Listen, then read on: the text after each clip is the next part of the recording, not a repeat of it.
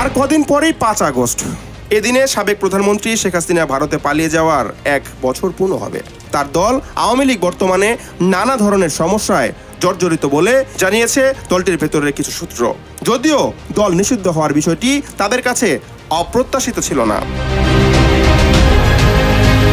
তবে দলের নেতাকর্মীদের টেলিগ্রাম গ্রুপে অর্থ সংগ্রহ এবং সেসব গ্রুপে গোয়েন্দা সংস্থার অনুপ্রবেশ নিয়ে তারা রীতিমতো অবাক। ১ বছর ধরে শেখ হাসিনা দলের নেতাকর্মীদের যোগাযোগের মূল মাধ্যম হয়ে উঠেছে টেলিগ্রাম। এসব গ্রুপের কোনোটিতে ২০ থেকে ৩০ হাজারের বেশি সদস্য রয়েছেন। প্রতিদিন রাত ৯টা থেকে গভীর রাত পর্যন্ত এসব গ্রুপে মিটিং চলে। এতে দলের কেন্দ্রীয় নেতা, বর্তমান ও সাবেক সংসদ সদস্য এবং জেলা উপজেলা পর্যায়ের নেতারা অংশ নেন। তবে আওয়ামী লীগের কিছু সূত্র জানিয়েছে, শেখ হাসিনা এসব আলোচনায় ভার্চুয়ালি যুক্ত হলে কে কথা বলবেন তা নির্ধারণে অর্থ লেনদেন হয়।